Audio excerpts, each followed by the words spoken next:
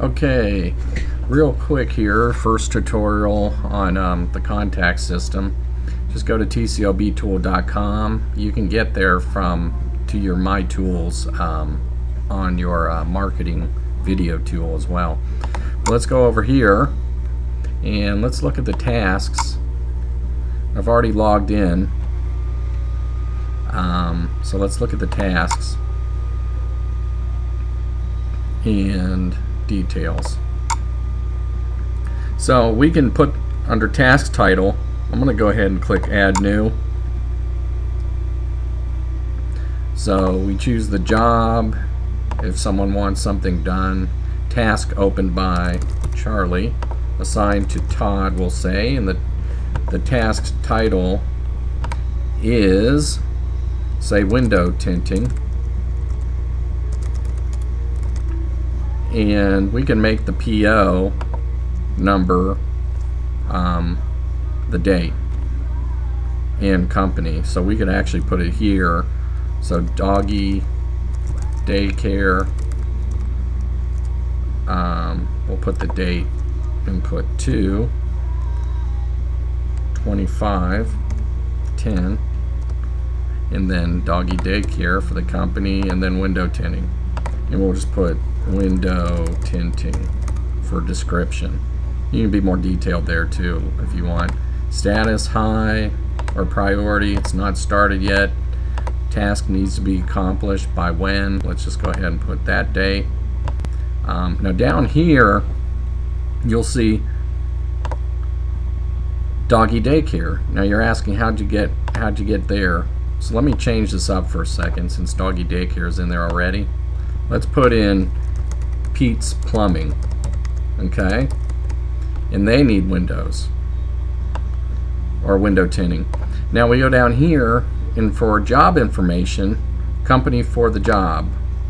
It's not here. We only have doggy daycare, and I'll tell you why. It's because the contact doggy daycare is in the contact manager, but Pete's Plumbing is not. So we can't assign that yet. So what this is, you need to make sure that your record, you have a contact record when you do a task, because you need to have the contact record in there, say Pete's Plumbing in this case, in here. So you need to go and create a contact record. And let's go ahead and add new. So I'm going to Pete's Plumbing. And we'll go ahead and pick the category, and I'm guessing it's going to be plumbing.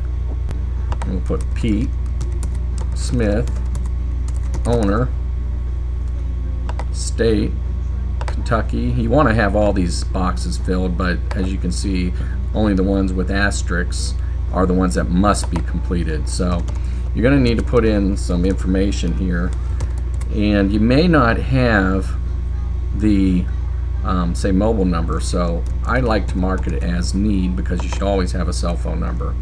And say for example you don't have their email, so let's put in need@email.com, and you always have to fill in this like an email address, and this seems to make the most sense, because when you're sorting and looking for things, you'll see like, oh, this will pop up in Pete's record, and it's obvious that you need the email.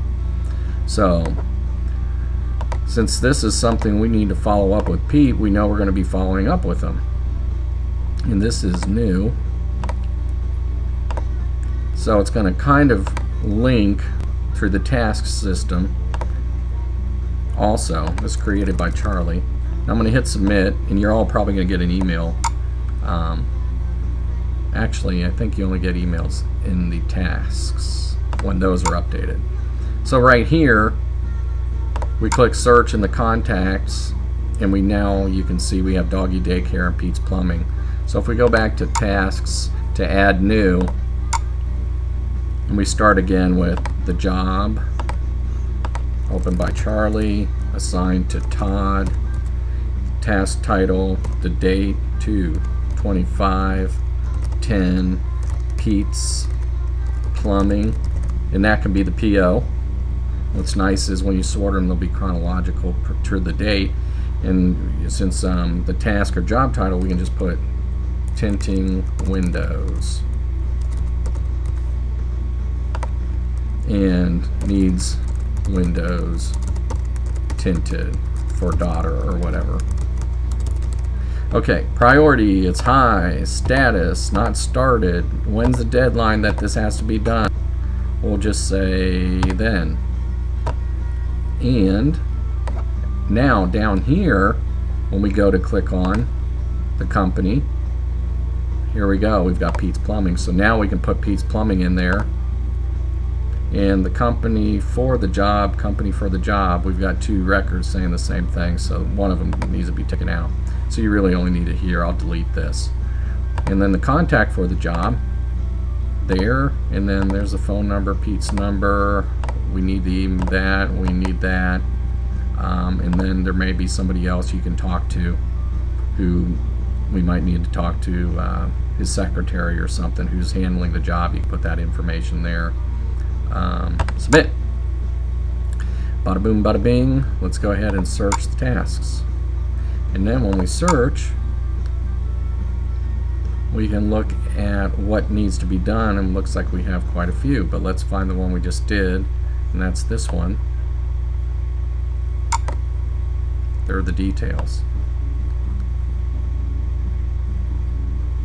So, you know what I think I'm going to do, everybody? I think I'm going to add right here another column or another row for record number, I think. Something like that. That way you can just have it on separate PO spot. That seems to make sense. And down here then, since this was assigned to Todd, and we have this deadline date here, when Todd goes to search for stuff that's pertaining to him, let's go ahead and go search, and we can look here, assignments assigned to. Let's look up Todd. Looks like they're all assigned to Todd. And let's search again. This is a good time to bring up this point. We need to keep the if you're going to assign, come up with designated nicknames or initials. So if Lindsay or Lindy's going to be LF, then you have to use that across the board. So when you search for it, that'll come up. We could make it always Lindy to make it nice and easy, but if we do Lindy and we search and it was assigned to LF, notice it does not show up. So you really want to have just one name to be referenced, and I would make it the first name and then maybe the last name also, but you can do first names only if you want, because it defaults to first names. If you put in, so for example, say we only put in TO because we're looking for Todd's, but we only put in TO, it'll bring up all of them that have a TO in them. So I hope that makes sense. So I think that helps with the tutorial 1, and we'll get things going here and make it easier as time goes on. Thanks everybody.